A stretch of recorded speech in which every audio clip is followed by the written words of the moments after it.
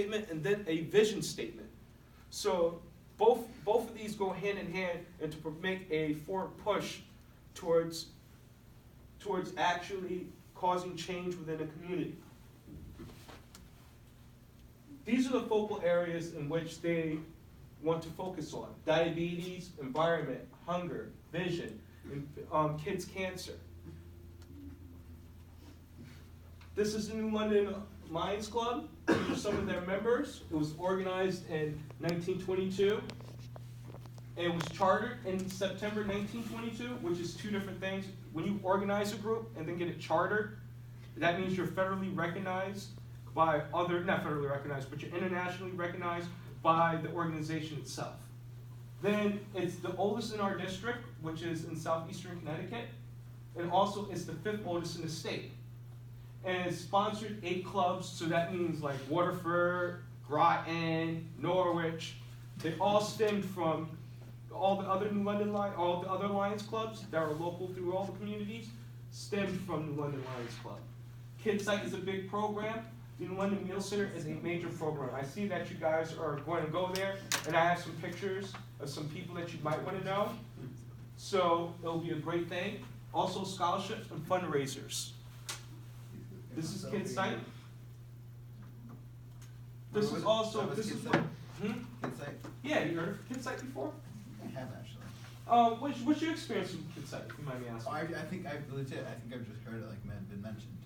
Mentioned? Okay. Yeah, okay. because I went, oddly enough, I was babysitting this kid, and he had to go to the eye doctor. Then after the eye doctor, I babysat him. But I don't know why I went along to the eye doctor, but I heard of the word KidSite in the waiting room.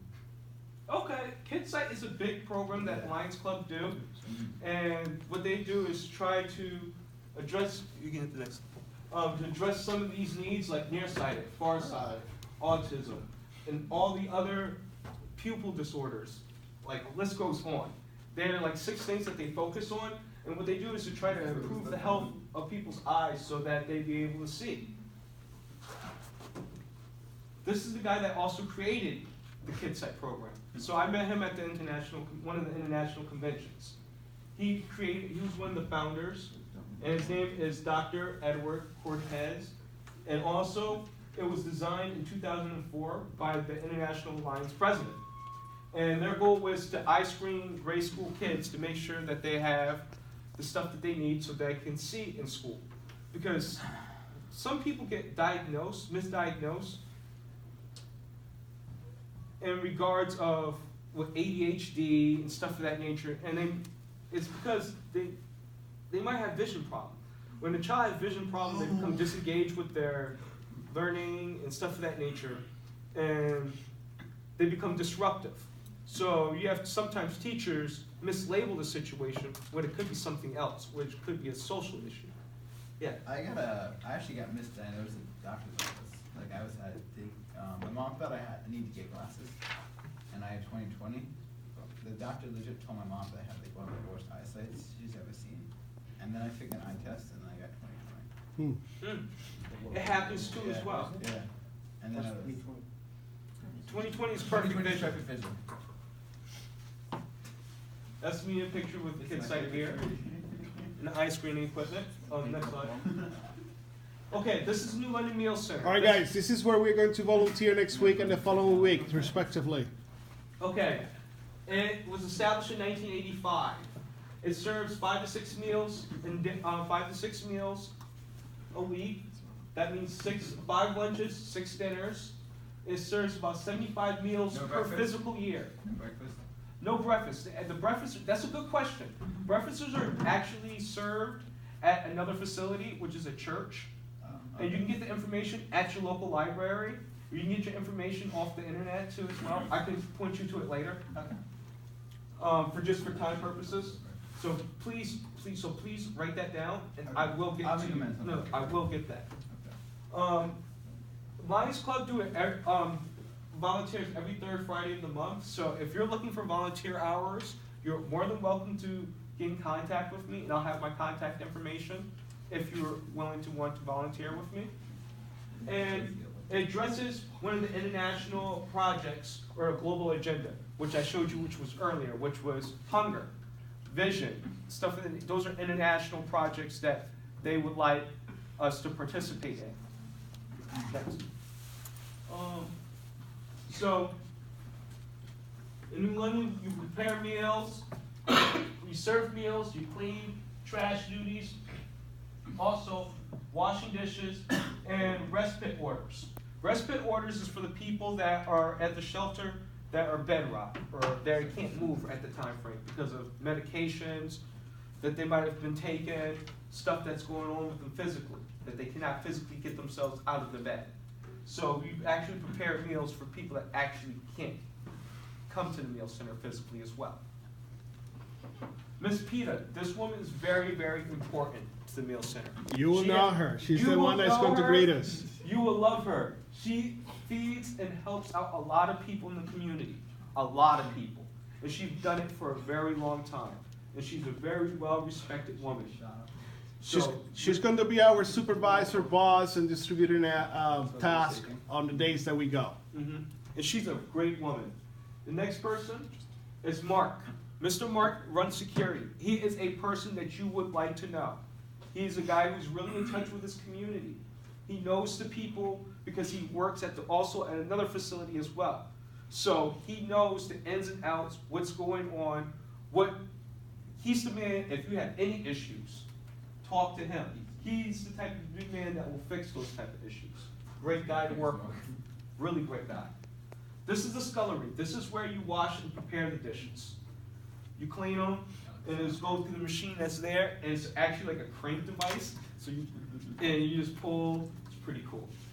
You'll see when you get there.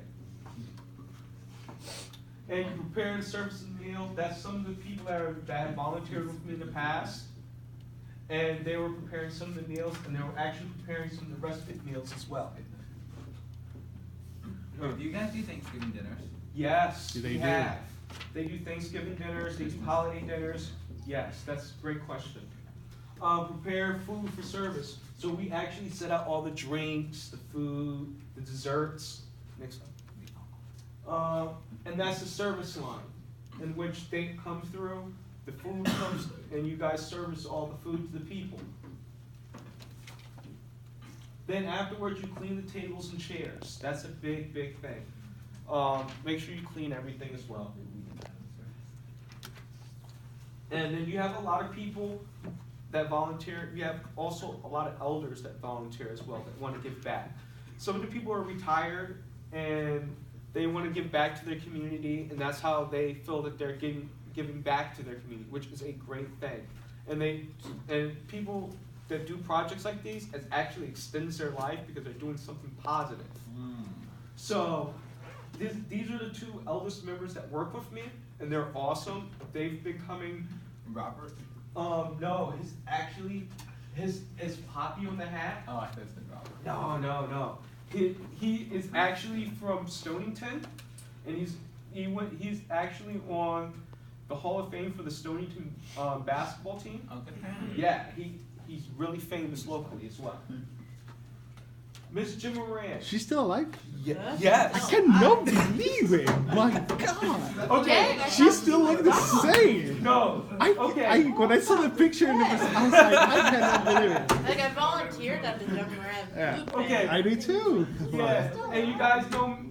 Okay, Miss Jim Moran is really famous around She here. is. She has Jim Moran Food Bank, and she locally has donated mass amount of food, has created opportunity so that mass amount of food can get to the people who need it in the community. So that is a major thing. These are our lost heroes. These are people that have worked at the meal center, have done, and that passed. Yeah. I can't think of her name offhand. Yeah. No, but her picture's there, and you'll see. She's the founder, actually, of Yeah. the community meals. I forgot what year, it was 1970 something. Yeah. You mentioned it earlier. And- The next picture, the next person that is coming, I personally met. I actually worked for him, and I was part of a board with him. Well, actually, that's a little bit longer. All This, right. yeah, that's The next one, then. Yeah, and this guy right here was also my mentor. He also went to my church as well when I was younger. he actually showed me how to tie my first tie. So this guy is he was also a Lions Club member. I didn't even know it until I got older. So like, it shows you don't really know a lot what people do in their community. There's so many facets and so many hats that people wear. And he was one. And he's one of those guys, and one of those guys in the community. Just to let you know, he used to work as a program coordinator or assistant director at the Outreach Industrialization Center, which is better known for his initials, OIC.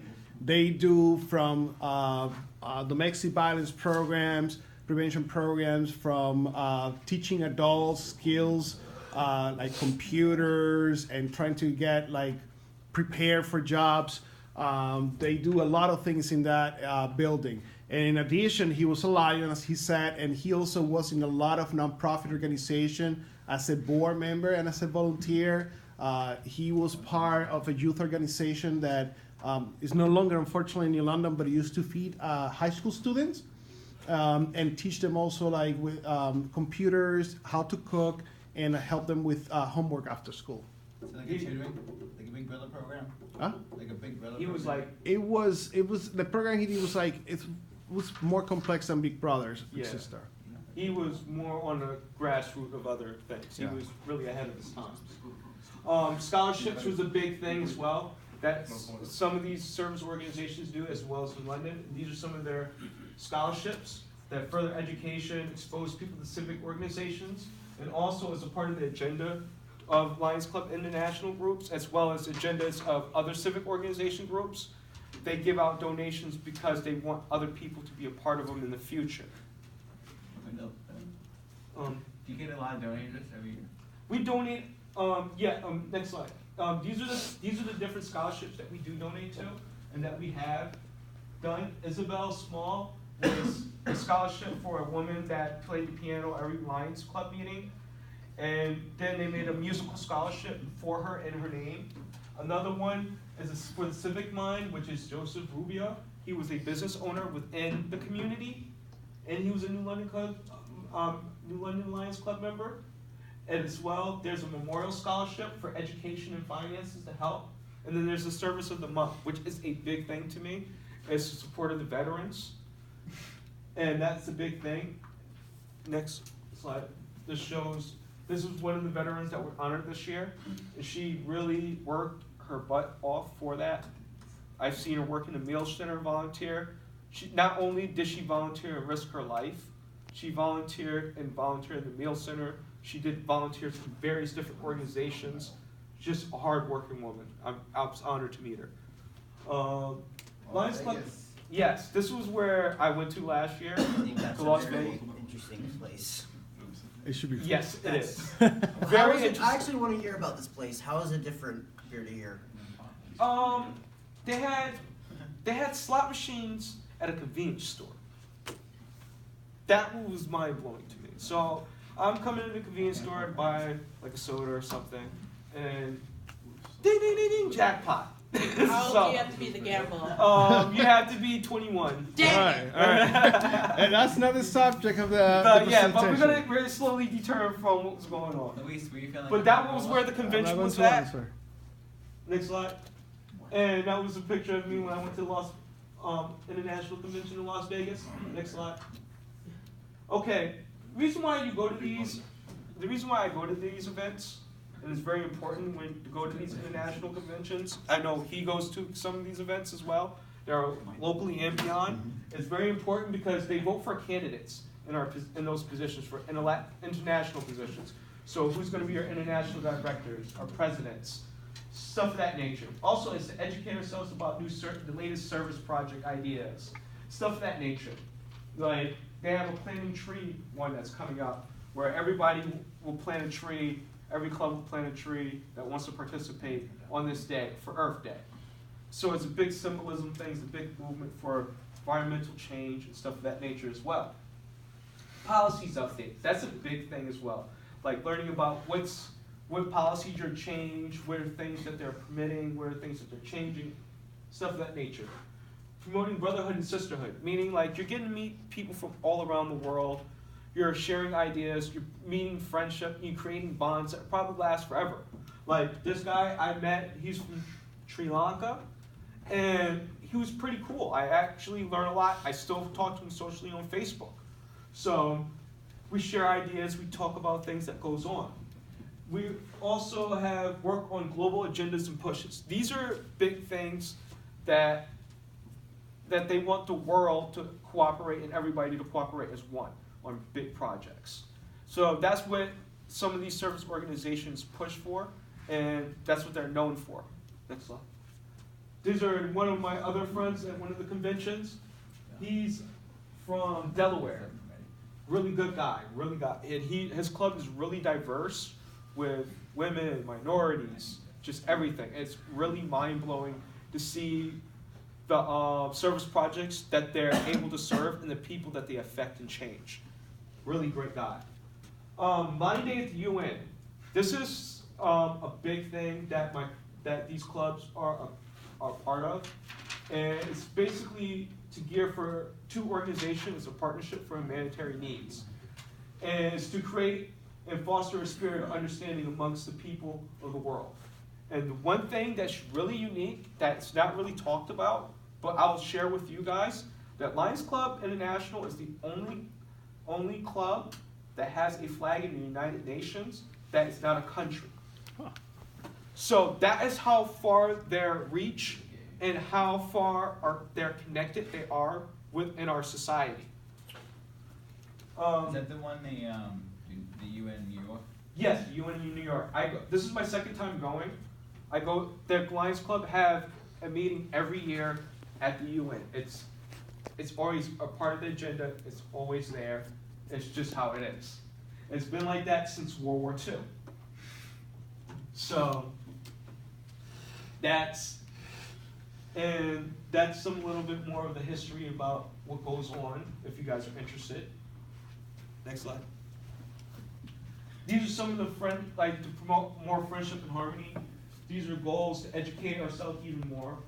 They had more ideas talking about writing contests and poster board contests. These are big projects that they do internationally. So that means they have a writing contest that the students participate in, and we critique them, and then we choose a winner. The same thing with the poster board contest. So next slide. I'll show the slide of that later. And later on, I'll show a picture of the international president. That's the international of the. No. I'll show a slide of the winners of the poster board contest, as well as the winner of the writing one. But this is our first international woman president. A lot of service organizations do not have women heading their organization at this time frame. They're one of the first organizations to make that push, and it paid off. And she's one of the first international women presidents, and she's from Iceland. This is the possible second one, and she's from Canada, and she's a doctor, and she's been running very well. This is also congratulations to the poster board contest winner. Wow. This is what he drew, and he was a teenager. So these are children that are 13, 14 years old, drawing pictures like this. It's just mind-blowing. This is the woman, that young lady that won, and this was her mission. She said, I'll read off what she said. I'm on a mission to change the world with kindness, to help others in the dark times, just as others helped me with my cancer. She's an essay prize winner, and she wrote this, and she was basically legally blind. Wow. So the reason why they have these contests is to bring awareness to these people that have these type of limitations, and to know that they have skills and that they're worth sharing. These talents are worth sharing. Next. Now, technology plays a big foster into social media age, apps, and stuff that goes on. Lions Clubs is on the cutting edge of that technology. They have what they call My Lion, which is a service app, which is the first organization to promote service app, to use it, to incorporate technology like that into their service project. So everything is done, reports filed through your service app. Your promotions done through your service app. like, is unheard of. Like, have you done that at the Rotary yet? Have you, I think there's they're an app, developing yeah, something yeah, like that. Yeah. But these are new apps and new technology that's being incorporated into these service projects to basically better serve the people. Okay. And I'm also going to be doing a presentation like that in the future. You had a question? Yeah, you had your hand up? Oh. Oh, okay. In the future, I'll be discussing right over here My Lion, which I'll be promoting that project as well. And I started off, the craziest thing about this whole adventure, I started off as an Eastern student at a fraternity called Males, a service organization. And I learned a lot of these principles from there, and then I exercised it and expanded elsewhere. And people gotta understand that these are the basic building blocks for you in the future, for you to use so you can go ahead in society to make change. So, I'm gonna ask that question to you again. Are you guys gonna be the next generation of civic leaders?